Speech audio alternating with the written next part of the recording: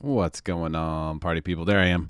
All right, so happy Friday to everybody. It's a 3-day weekend. Not that that means anything in my world, but markets will be closed on Monday, so we do have to kind of plan ahead. Of course, right now we're in a you should lock immediately mode, no matter what's going on. As soon as you have the opportunity, you should lock your rate right now. So that's not changing, but we are going to take a look at the charts, and I'm going to talk about buy downs today. So we'll just do a live pool. I'm just going to make something up. We'll look at it. I'll show you the math I use. I give you my opinion on it, and I'll just tell you right now. Short answer, for those of you who want the short answer from me on this one, very rarely does it make sense to do very much of a buy down, in my opinion. And so sometimes like it's just an eighth lower or maybe even a quarter lower, there's like a good deal there and you go and grab it. But most of the time, it's like the casino wins, right, on that stuff. Like the banks win. And the reason is because the payback period or the recoup period for the buy down is many years. And when that's the case, sure, it could work out for you, but here's the reason why I'm jaded. Did a lot of refinances the last 2 years. We had a big refi boom. A lot of people were refinancing rates that they paid discount points for, not paying points to get a lower rate later. And so I've seen that happen a lot. And who knows when the next refi boom will be? It could be 1, 2, 3, 4, 5 years from now. But if you look at your payback period or your recoup period for the buy down cost, it'll usually be 3, 4, 5, 6 or more years. And so typically there's going to be a refi boom somewhere in there, and you can take advantage of that. Or you may sell your home. Who knows? So, or you could also just invest the money instead. Lots of different options. We're going to take a look at that today. So real quick update on rates. Actually, no, let's do this first. Let's do the buy down first. Rates is timely. This is timeless. Let's get me out of here.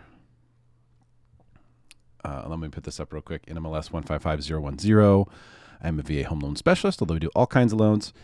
NMLS 155010. Call or text me if you want to buy, refi, or shoot me an email anytime. Here to help. That's what I'm here for. Got lots of time to help you out. All right. So we're going to do, you know what? Should we do a conventional loan? I'm a VA specialist. Let's do VA. So we're going to do a VA purchase. In fact, let's do the one we got in contract yesterday. We'll just do that whole scenario. 610 purchase price. It's a subsequent use for the funding fee. 779 credit score. Detached. I can't remember the zip code in Fallbrook off the top of my head. Shame on me. So I'm just going to put that 92111. Fees in. Okay. So what we're going to do right now is we're going to pull up the pricing. And although this pricing module that we're pulling up may or may not be specific to what anyone might be able to qualify for out there, this is just we're punching in these numbers. We're going to see what it spits out. Okay, so 3 1/4. Let's take a look at this. So 3 1/4. Okay, great. Perfect. Let me zoom in on this so you can see the numbers a little bit better. Here's what we're looking at. So you look at a rate sheet. Really, there's two things you need to look at. Far left column, rate. You can see the APRs right next to it, although that's pretty inconsequential. Rate, and then on the far right, cost. Okay, that's how to look at this. Now, when that cost is green, that means the money goes to you. When the cost is red, that means you owe me the money for that rate. Actually, the bank, but you owe for that rate. So that's what we're talking about here is should I buy my rate down? A lot of people are asking me this. Hey, since rates are up, should we buy our rate down? Well, in general, I'm going to speak in general first, and then we'll go to the specifics on the scenario. So in general, if you are looking at potentially buying your rate down, you want to do it in a situation where it's kind of like a refine ahead of time, or you're getting a rate that is probably not going to be available in the future. So for example, when rates were really, really low here recently, it never made sense to do that. Like the 1.75 rate and all that stuff always had a crazy, crazy cost associated to it. Never penciled. So only for people who wanted to say they had a 1 point something. No one ever got a good deal on a 1 point something interest rate, but they were out there. So if they had been a decent deal or reasonable, that would have been the time to do it. Hey, we're at record low interest rates. Go ahead and buy it down. You'll never get a better rate than this. But that, again, you still need to be there for a long period of time. I'm going to walk you through the math here in a second. If you are in a situation where you just want to refi ahead of time, pay the cost to refi. Hey, you're going to refinance. It's going to cost $3,000 or $4,000. Well, hey, we can pay In this example here, we can pay $3,700 and get a 2.99. So that's kind of like a refi ahead of time. And you pay for it now, but you get the benefits now. So that's one way to look at it. It's like, hey, it's kind of a refi ahead of time. But what happens if rates go back to 2.25 and you're at 2.99? You're going to refinance, right? So that's the thing to keep in mind. That's the reason why I say, for the most part, you don't want to do this. But I'm going to give you my formula, and I'm going to show you how this works. So my formula is 4 years. I'm on a 4-year recoup. One of the things that's on here, which is nice, is P&I. So on the far right column, now you're seeing that's the payment. That's the principal and interest payment, which is a function of the loan amount and the interest rate. It doesn't have anything to do with your taxes or insurance, but that's not necessary for this calculation. So we're going to take a look at this. Now, the easiest way to look at it is, okay, well, 3.25 right here would be the rate that doesn't have any cost associated with it. In fact, has a big credit, $3,200 credit, in fact. Now, some people will calculate this, including that $3,200 as potential loss, because you would be getting it otherwise, and some people won't. So in other words, if you say, well, what does it cost to get 3 1/8? They would look at this and say, well, it's $2,566 plus $3,274, because you're giving up the $3,274. So it actually costs you $800 to get that 3.125. Some people will look at it that way. But remember, this money here, this lender credit on this par rate, that's money that would normally go to the bad guys, that would normally go to the bank, right? But we're just giving it to you. We don't sweep that money. That's your money. You have it. Our comp is set. You get to keep that. Okay. So in my opinion, you don't necessarily need to look at that, because if you're taking another rate, then this was never really on the table, was it? It wasn't. This is the cost to get this rate. So that's why I don't look at it that way. That said, all right, so it's $2,566 to get 3 1/8. Is it worth it? But let's take a look. What's the difference between $2,750 per month and $2,707? Easy math, $43. So we need 20. Let's get the handy dandy calculator out. See, make this thing bigger. It won't be. Okay. So 2,566. That's the cost divided by our $43 per month savings. This is going to give us how many months it takes to break even. Now, you may not be able to see on this teeny calculator, but it says 59.67 months. So I'm going to call that 60 months. So it's 5 years. Do you see where I'm going with this? It's 5 years to break even on that. 5 years. In my opinion, it needs to be 4 years or less.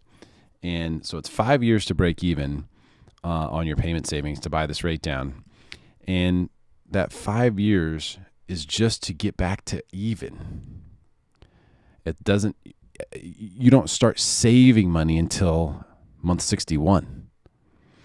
So if you really think about that, you really need to be in the property for 7, 8, 9, 10 years to really have that investment be worthwhile. Now, it will save you $43 a month in the meantime, and you will get a tax deduction depending upon how you do your taxes or who your tax person is. And I would say always, I suggest talking to your tax person. I'm not a CPA, although I play one on TV. Anyway, so you look at that, and you can do the same thing down here. So let's see, does it make more sense, Derrick, to go further down the rate sheet? And this is where it gets interesting. These numbers, by the way, are not linear in any way, shape, or form. They're supply and demand oriented. They are free market oriented. So it doesn't necessarily, you can't draw the conclusion about what things will look like down here on the rate sheet based on what they look like up here. So let's go down here. Okay, let's look at 2.99. Now what's the difference in payment? So the difference in payment now is $750 and $661, which is $11 away from $100. So that's $89. So $89. So now we're at $37.29 cost. 3,729 divided by $89. Well, look at that. How is this working out perfectly? And I randomly chose this. So 42 months, you can't see it, 41.89. So let's call it 42 months. So for me, it's less than 48 months. I like to buy down if it's less than 48 months recoup. And that's not that it's a no-brainer, but that's just where I feel like it's the safe wheelhouse. So we're at 42 months, so we're under 48. So that's a green light for me. If someone asked me if they should buy the rate down, I'd say, if you want to do it, this is what I'd look at. Get the 2.99, pay the $3,700. You're going to break even in 42 months. Most likely you'll still have this property in 42 months, so you won't go upside down on this, and therefore it's a good deal. So that's how it works. That's how buy downs work. That's my opinion on it in general. I want to just sort of reiterate. Can I get over here? 48 months. Okay. 48 months is what I like to use. And the equation is basically you take the difference in payment. So from what the rate would have been to what it is, you take that difference in the payment and you just divide that into the cost. And that gives you the cost, the number of months to break even. So the difference in the payment divided into the cost, that tells you how many months. And if you're comfortable with that, some people say, oh, we'll be here for forever. But, you may sell the home in 3 or 4 years, or you may have more kids than you thought, or you may not decide not to have it, or whatever. Things can change. And like I said, I've seen a lot of people refinance who had paid fees for discounts that they ended up just refinancing anyway for lower rates down the road. And that's why I'm a little bit jaded on it. Okay, so that's my opinion on buy downs. I'll be sending this video to a lot of people in the future. I know this is a question that a lot of people have, and it's something that's worth investigating. As you can see, it doesn't necessarily always make perfect, linear, logical sense. The 3.125 was not as good of a deal as the 2.99. And so that's why you kind of have to investigate it and flush the math out in each situation. Speaking of interest rates, how are we doing on that? Well, amazingly, we've had kind of like a good week. Mortgage bonds are actually higher. Well, it looks like they're going to close higher this week for the first time in a while, or the first week in a while, where we really have seen bonds actually go up. Now, not a lot. We went from here to here, so that's not anything crazy, but we didn't go down for the week. We had an up week for bonds. We would probably call this flat in most markets, but we're going to call it up. We're going to call this up because it sure feels like we're winning. At least that's what it feels like, right? We're expecting this bloodbath, and here we are, winning. So, but what was our prediction though? Does anyone remember? All right, we had this big catastrophic fall. We rebounded the next day, although it was a crazy trading day. And my expectation was what? That, hey, we were going to come up to this and then we were going to head lower. Well, we came up here immediately the next day. We went down and tested this support level and it held. It had a really tough day here. This was on Wednesday holding, but it held. And that allowed for us to get some upward movement. Now, after we had this initial test and come back up, well, what happened last time? If we just look over here, you can kind of see what happened last time, and it appears the pattern is repeating, unfortunately, but as expected, okay, right? This expected, that's why we're talking about this stuff. Down, test, didn't even get to test before a breakdown. And that's kind of what it looks like this might happen. Now, we have a 3-day weekend, so that means anything could happen on Tuesday. We really don't know what to expect. We really don't know what to expect on Tuesday, except that, if we do go higher, I don't think we'll break through this resistance level. If we go higher, we'll probably have a candle sticking up like this over here, and then we'll be headed back lower. And remember, lower bond prices means higher rates. And that's just, we have to be in the mindset of accepting and realizing that that's the market that we're in, that the quicker you can get locked in, the better. For buyers, this is this is an alarm that's going off. Like the shot clock is almost off here. People have been asking me a lot about, hey, will this rise in interest rate affect real estate values? At some point, it has to, right? Like if rates go up enough and it happens fast enough, it has to have an effect of some sort, right? How long could that take, though, to take effect? And will rates be even higher by the time it does? There's a trailing element involved with real estate because transactions you're not buying and selling stocks. It isn't an immediate, kind of situation. And so because of that, everything takes time to flush through. And so right now you see a lot of people out there who homes are still selling with lots of offers. There are lots of people who are making offers that can't get them accepted. It still feels the same for buyers, even though rates are up 1%. So that trailing element ultimately is really difficult to predict. When will we see an effect?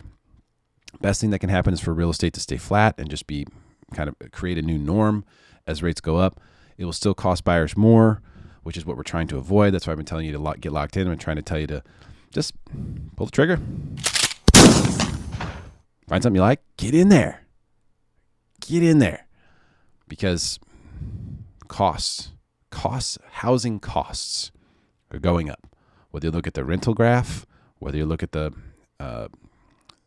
home value graph, or whether you look at the interest rate graph, it doesn't matter which one you look at. All of them are telling you the same thing. The cost to have a roof over your head is going up. So typically, the largest expense you're going to have, you want to hedge that. Now, I say largest expense, not including Uncle Sam, who gets all of us.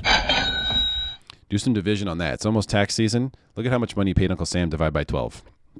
That's your monthly bill. We all pay it, right? So your second biggest bill, your housing expense, that is something that you have some ability to hedge, some ability to control, but it does require a little bit of knowledge. It requires a little bit of bravery in some cases. I look at some of the people I know who just kind of bit down on the wooden spoon and bought 2 years ago, and they're in such good shape now. Will we see gains like that? Will we continue to see real estate, skyrocket? It's hard to say, but let's just put it this way. The inventory circumstance leads us to believe that. The inventory circumstance sure looks like, prices have to go higher. There's just way more people who want to buy. Remember this graph? You know what? Let me see if I can pull this up real quick. I have that right here. Yeah, let's pull this up. Okay. Get this out of the way. Sorry, we're a high school production here. Remember this one? What does this show us? I'm going to zoom in. We're going to get really close to this today. All right.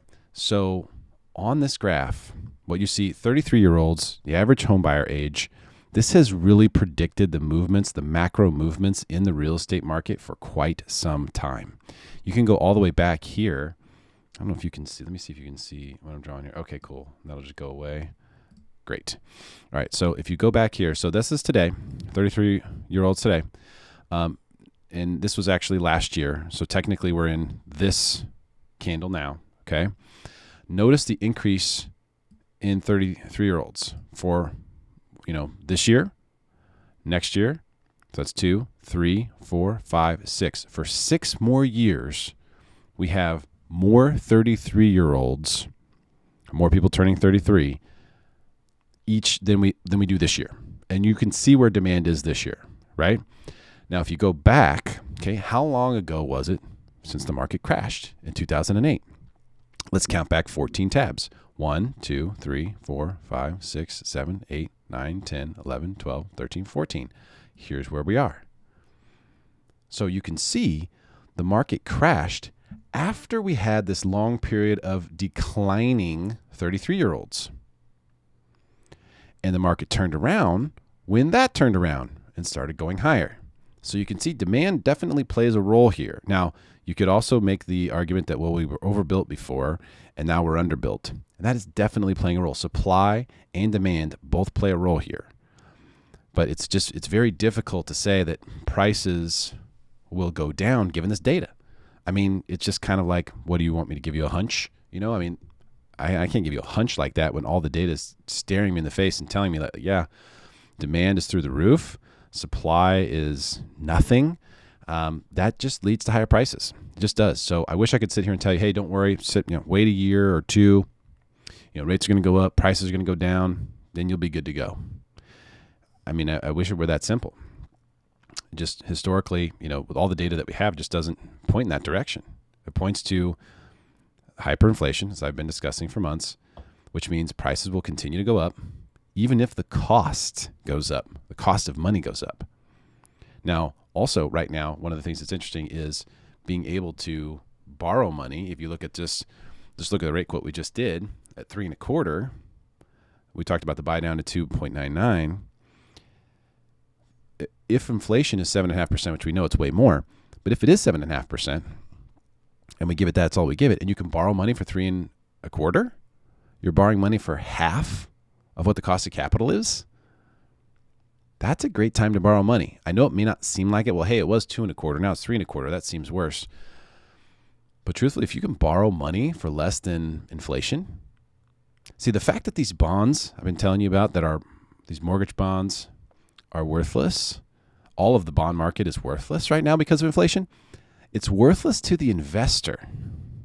The user or the issuer, it's great, right? So you're utilizing the bond. When you get a home loan, you're utilizing the bond. It's great for you. You're borrowing the money for way less than what the money costs. And so if you look at it just from a logical standpoint, that makes it make sense to borrow money.